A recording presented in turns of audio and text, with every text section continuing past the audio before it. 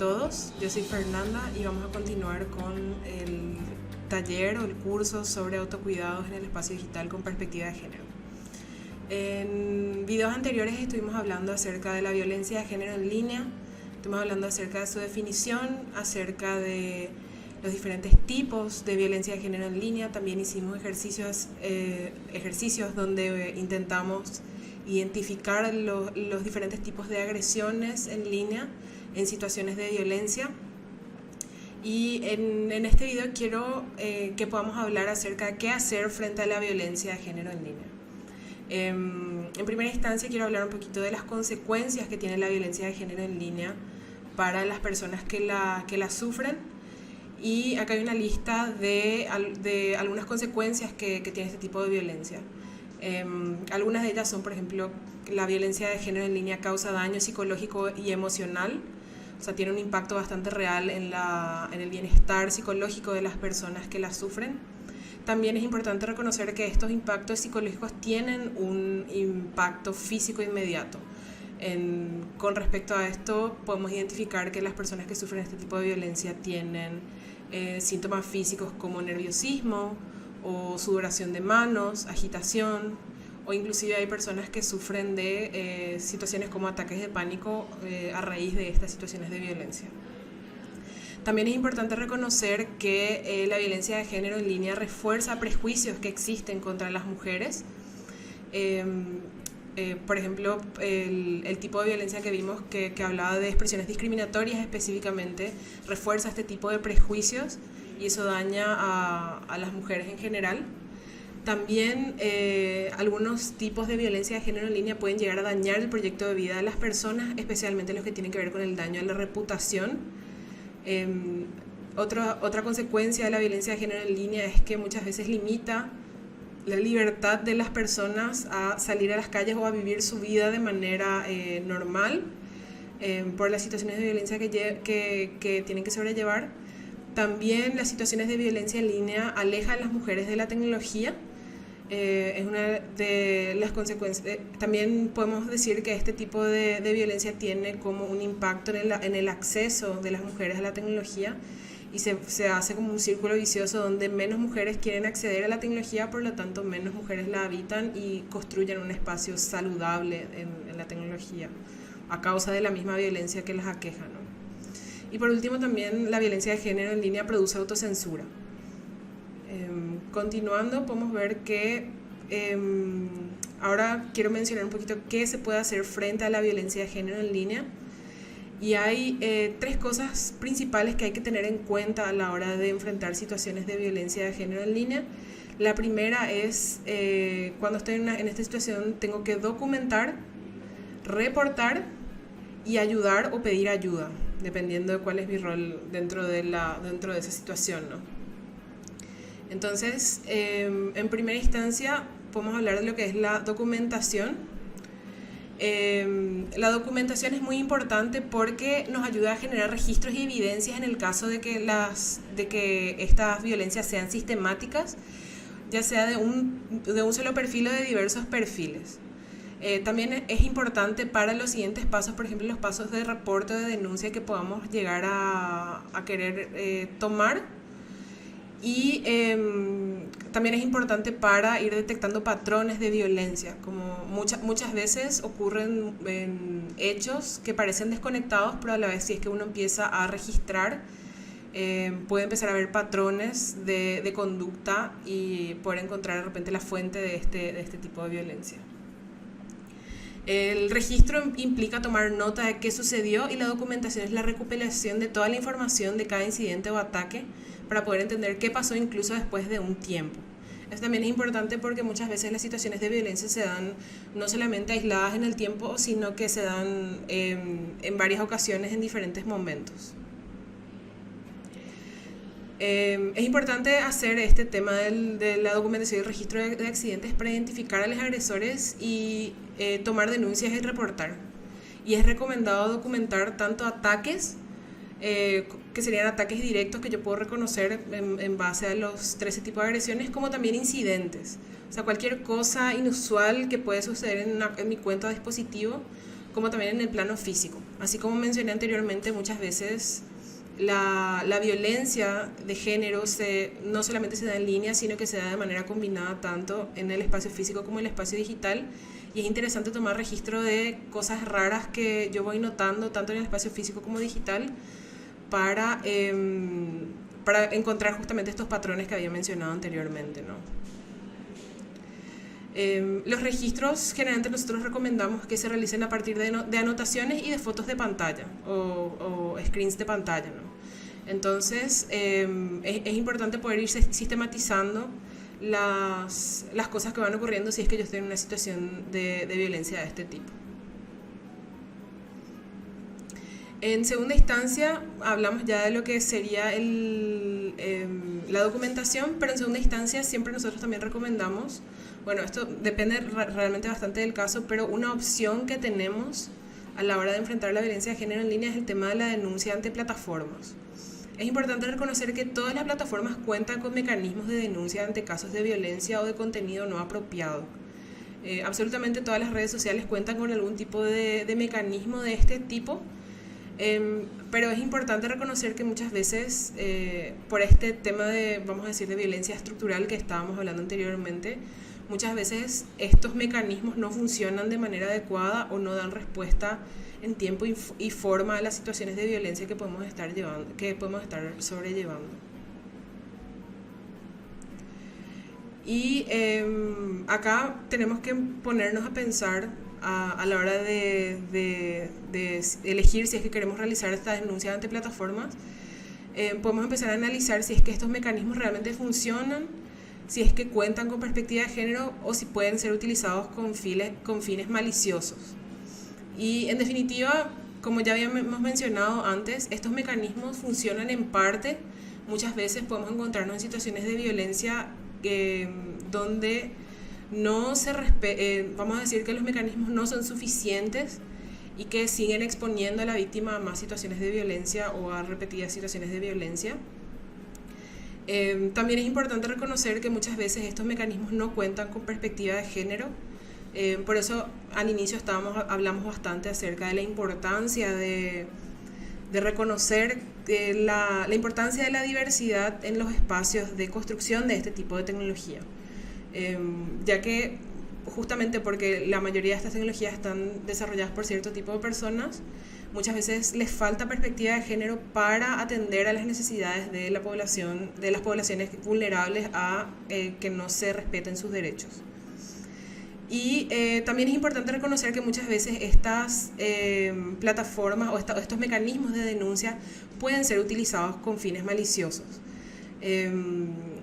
Por ejemplo, existen instancias donde estos mecanismos se han utilizado para denunciar de repente reclamos válidos de ciertos grupos de personas y también para realizar actos de discriminación. Por ejemplo, cuando se denuncian cuentas, por ejemplo, de personas trans, por ejemplo, hombres trans que muestran el pecho, o inclusive mujeres que muestran los pechos, muchas veces podemos reconocer que estas plataformas tienen de repente perspectivas bastante conservadoras que limitan la expresión de las personas, y los mecanismos de denuncia en definitiva pueden ser utilizados con fines maliciosos. Y a la hora de pensar en quiénes son los responsables de este tipo de violencia y a quién debemos responsabilizar o de qué manera debemos responsabilizar a los diferentes actores, en primera instancia es importante reconocer que aunque no se dé de esta manera, tenemos que pensar que las plataformas siempre deben contar con mecanismos de reporte eficientes. Así como mencioné, todas las plataformas tienen algún tipo de mecanismo de reporte o de denuncia ante casos de violencia, pero muchos de estos no son demasiado eficientes y no cuentan con perspectiva de género, o sea que no actúan de manera adecuada para subsanar situaciones de violencia de género. También es importante reconocer que la información que se encuentra en estas plataformas tienen que ser accesibles y claras como para reportar agresiones. Muchas veces ese es el problema, que por temas de brecha de accesibilidad las personas no pueden acceder a información clara y certera acerca de cómo reportar agresiones y es por eso que no utilizan esos mecanismos. Muchas veces vamos a decir que es complicado de utilizar. Entonces eso también es importante reconocerlo como un tipo de violencia estructural, ¿no? Y por último, las plataformas tienen que contar con normas de uso que no permitan la violencia. Y acá también es importante tener en cuenta que es importante la perspectiva de género a la hora de la construcción de estas normas, ¿no? Es importante reconocer la violencia estructural a la que está sometida la población femenina, ¿verdad? En este aspecto. En segunda instancia podemos hablar de las responsabilidades que tienen las autoridades. En este caso sería la Fiscalía o el gobierno con respecto a cómo se subsanan, cómo se garantiza que este tipo de violencia tenga una respuesta, ¿no? Cómo el Estado garantiza nuestros derechos. En primera instancia es importante reconocer que en América Latina en general la violencia de género todavía no está bien reconocida, digamos, como un tipo de violencia. Entonces, en primera instancia es importante reconocer que la violencia digital es real. Esto es algo que de repente nuestros estados no hacen. En Paraguay específicamente todavía estamos bastante lejos, bastante atrasados con respecto a esto.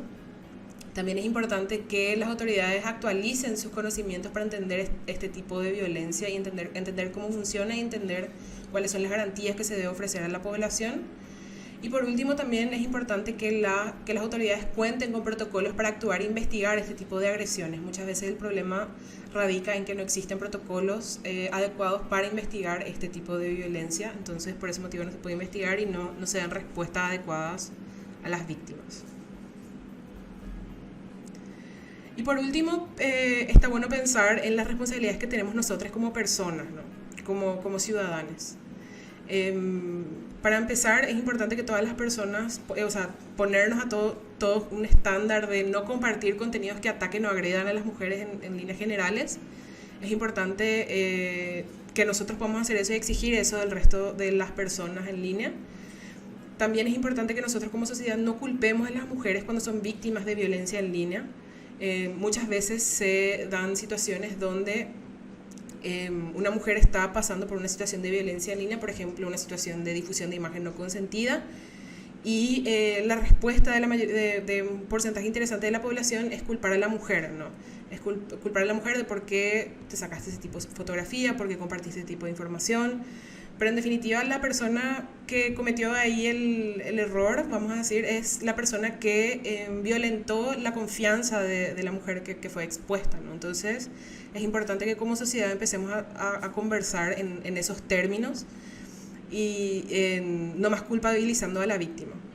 Y por último, es importante que socialmente empecemos a sancionar el ciberacoso y no celebrarlo, que también es de repente algo que se da bastante en nuestras sociedades. Con respecto al tema de los cuidados online, tenemos la primera parte de nuestro curso, tiene una sección que es acerca específicamente de seguridad digital, donde vamos a estar hablando sobre cómo cuidarnos en el mundo online, cuáles son los cuidados que tenemos que tener en cuenta. Pero en esta ocasión para mí es importante también hablar de cómo nos cuidamos offline. Así como mencioné al comienzo en el primer video, es importante reconocer, o creo que en el segundo video, en el video donde hablábamos acerca de lo que es la violencia de género en línea, la conceptualización, existe el mito de que la violencia de género en línea es algo totalmente nuevo, no totalmente desconocido y no sabemos qué hacer. Pero en realidad esta es simplemente una nueva forma en que la violencia estructural hacia las mujeres se está dando. Entonces, estrategias similares a las que siempre han funcionado para combatir la violencia de género en el espacio físico se pueden utilizar para mejorar el bienestar de las mujeres que están sufriendo este tipo de violencia. Y en primera instancia siempre cuando hablamos de cómo cuidarnos, del autocuidado, en términos de cómo combatir la violencia de género en línea, una de las cosas más importantes, una de las primeras cosas es el poder escucharnos, ¿no? Cuando estamos sobrellevando este tipo de violencia o estamos llevando una situación que todavía no reconocemos o no sabemos reconocer si es una situación de violencia o no, muchas veces también ocurre eso, es importante que empecemos a escucharnos y empecemos a pensar en cómo nos sentimos. Tomarnos un tiempo de identificar nuestras emociones, si es que una situación nos provoca estrés, ansiedad, miedo, enojo, y también en qué parte del cuerpo la sentimos, ¿no?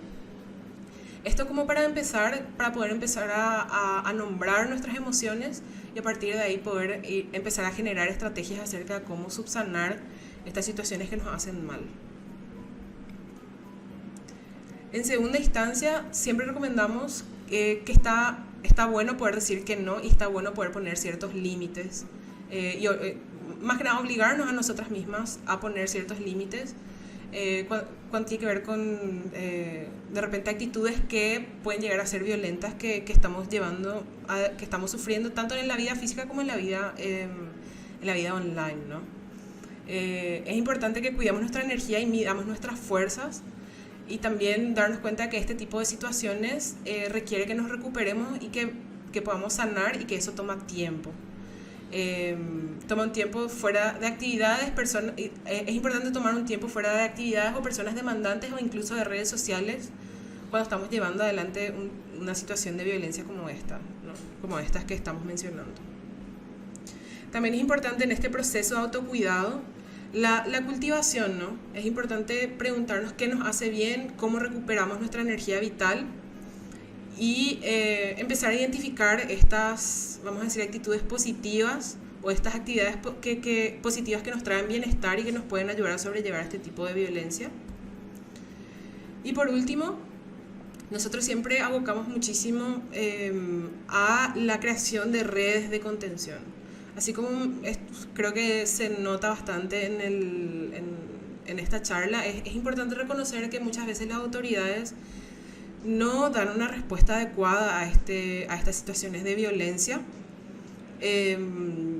Todavía como que estamos bastante lejos en términos de cómo hacemos cumplir nuestros derechos, cómo nos garantizan nuestros derechos, tanto las plataformas como las autoridades. Entonces es muy importante trabajar mucho el autocuidado y trabajar mucho el tema de las redes, y es como algo bastante interesante de trabajar. Es importante reconocer que juntas somos más fuertes y que las redes de mujeres y las redes de apoyo de contención en general salvan vidas. Cuando estamos llevando una situación de este tipo, es interesante llamar a nuestras amigas, hablar con ellas, salir juntas. También la importancia del cuidado y de los abrazos, ¿no? Los abrazos activan la química cerebral del bienestar, la calma y la alegría porque liberan una hormona que se llama oxitocina, que es la hormona del amor y de la sanación. Entonces, esos son algunos consejos que tenemos nosotros para cómo combatir las consecuencias de la violencia de género en línea. Así como mencioné, cuando hablamos del tema de denuncia, es un tema relativamente complicado, inclusive existen muchas situaciones donde las mujeres prefieren no denunciar, porque pueden ser procesos bastante dolorosos, pero sí en términos de autocuidado y de prevención hay muchas cosas que podemos hacer. Estos últimos cuidados que estuve mencionando tienen mucho que ver con lo que serían los cuidados offline, pero también existen muchas estrategias para el cuidado online que son de repente tienen que ver con cómo nos cuidamos, estrategias de cuidado utilizando la tecnología, ¿no? Y estas estrategias las vamos a poder ver en el curso de seguridad digital que también está desarrollando TEDx dentro del marco de este programa.